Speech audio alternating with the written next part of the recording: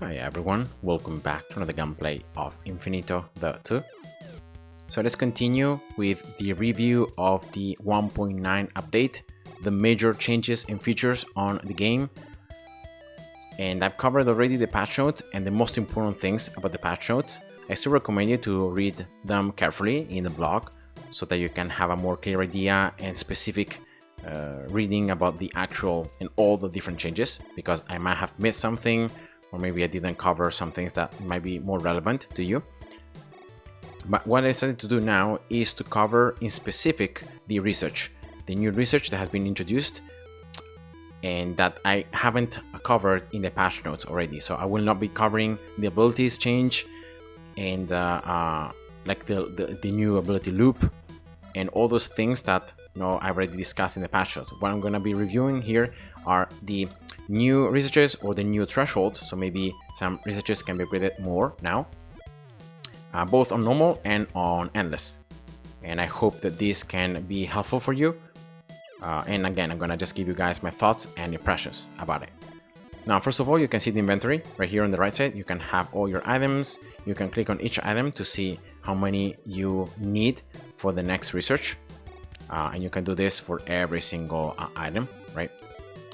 Now, starting from the start research. Start research looks different. If you already played the game from before, you know that this is different. The lines of requirements, I think they're very much the same. Maybe some upgrades might be different, so there might be a different line of upgrading, but I think most of them have stayed pretty much the same.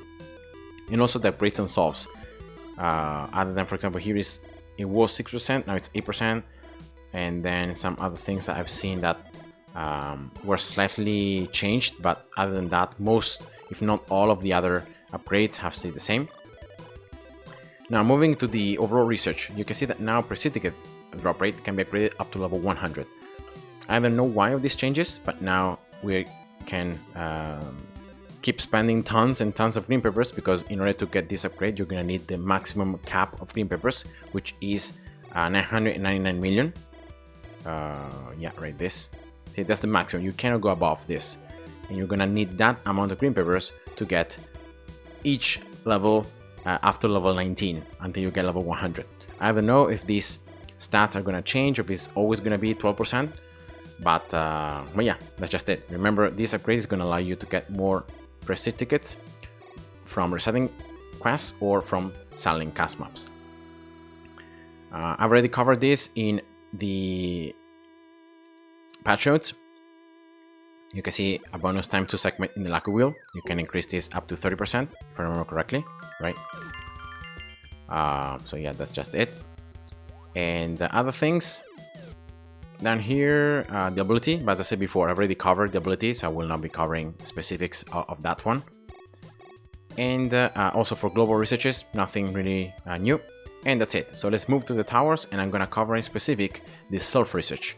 Now remember, this is some upgrades that you can unlock for free just by using the tower and by killing the enemies. So once you kill a certain amount of enemies, or in case of freezing, you slow them down, you freeze them, you're gonna unlock these different researches. Now you can see, for example, that for anti-air, I still need the last level. I still need to kill like a bit less than 2,000 enemies. For multi-shot, the same. Now for multi-shot, actually the requirements are much higher than for anti-air. And yeah, now which are these researches in specific, the stats? Now the first two are always going to be related to the basic attacking stats of your tower. In this case, it's going to be damage and attack speed for most towers.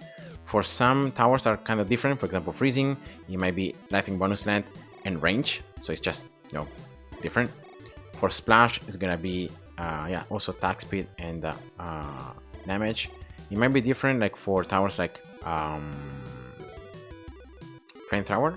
No, yeah, it's damage and range. For crusher also it may be different. Projectile speed. For Gauss, yeah, it's the charging speed. So yeah, you can see that they might be different for certain towers, but mostly it's gonna be the most basic both damage and attack speed of your tower.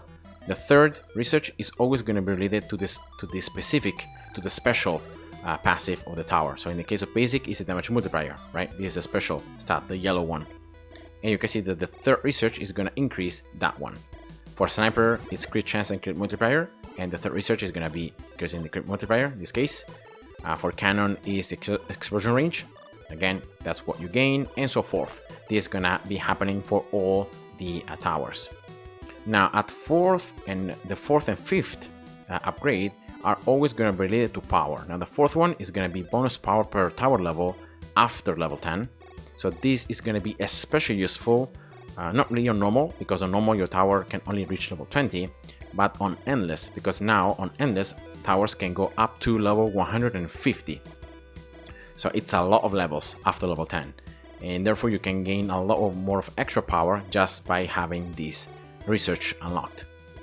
The fifth one instead is going to be the powerful ability. Now remember, the powerful ability is the one that you can choose once the tower reaches level 20 between the ultimate or the powerful ability. You have to choose one, right? So more power. Remember, power increases all stats other than range and the special stat. Instead, the ultimate gives you a unique attack or unique passive depending on the tower. So on certain towers, on certain scenarios, it might be always best to go for the ultimate. Instead, on other scenarios or on other towers, it might be always best to go for more power. So that's just how it works. And now the last upgrade is going to be, again, the same for every single tower. And it's going to give you bonus green peppers, bit drop rate, and prestige drop rate. These are the percentages, and these are going to be the same for every single tower, right? So they're not gonna change. And therefore, because of these upgrades are actually quite nice for endless, right? Because you get more biddes, slightly higher percentage. It's not really that much, considering that the maximum you can gain from the research is like 1000. But still, very early on, when you have very low amounts of biddes research, well, this could be a little bit better. Even though, remember that early on, biddes is not something you should prioritize. You should prioritize gaining loot over biddes to be able to progress more efficiently on loot frequency and variety. And I still think that even now in this 1.9 update, that's the case, and that's what you want to do if you want to have efficiency, like the fastest progression possible and completion of the game. And then last is going to be prestige ticket drop rate. Again, a little bit useful to just have more tickets from selling custom maps and having higher efficiency, right? And that's it. This is going to be the same for all the towers. There are 16 towers total in the game so far, so that means that we can have, if you unlock all 16 of them, you can have up to a total of 80% more green pepper bonus, 48% biddes drop rate, and 16% prestige ticket drop rate. Of course, in order to get this last level, you're going to need for each specific tower to complete the requirements.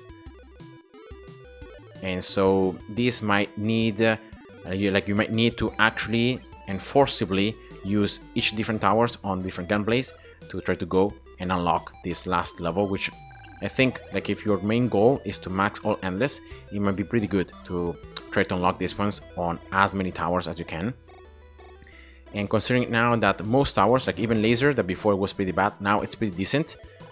And also missile, no larger explosions, it might not be as bad as it was before. Also the cost is lower, so it should be easier to afford it. And also multi-shot has been reworked. Now it's definitely better than in the past. So yeah, all towers are useful in my opinion now. So you can definitely use them. You can definitely unlock the requirements. So yeah, that's it for normal. Now on endless, there are of course the specific tower abilities that you can increase because it's endless, right? So even more power, more bonus power, the abilities and so forth. But then on the global stats, you can see that the starting coins now can be upgraded up to level 255. So that's a lot more than before. And as I said before, there is the new experience levels. Now you can get up to 50 more levels, right? Let me see. Yeah, 50 more levels on the towers. You can have more starting power. And you can also have the powerful ability of all the towers to be even stronger, to give an extra 10% power. So these are all the new research for Endless. Remember, this is Endless specific. There is also a new quest slot that you can have. You can increase the damage taken by enemies affected by Blizzard. You can increase the range of Windstorm. You can increase the Endless mode difficulty of Overload. Even though, as I said before, remember, Overload is very bad now. Even if it can last indefinitely until enemies leak. Even when you use 15 of them, enemies are not going to be really that tough. The mining speed bonuses are really very low. They don't really compare to the past. So yeah, even if you get these extra percentages for each percentage of Endless difficulty, but still it's not really as good as it was in the past. But yeah, it happened. And then bounties, we can have more coins from bounties, because like you can have more percentage. So that means that in each at the end of each wave, if you have a higher percentage of the current coins being transformed into the coins that the bounty gives, then of course it's better. It's an increase of 50%. You can get 50% more coins on each wave because of this upgrade.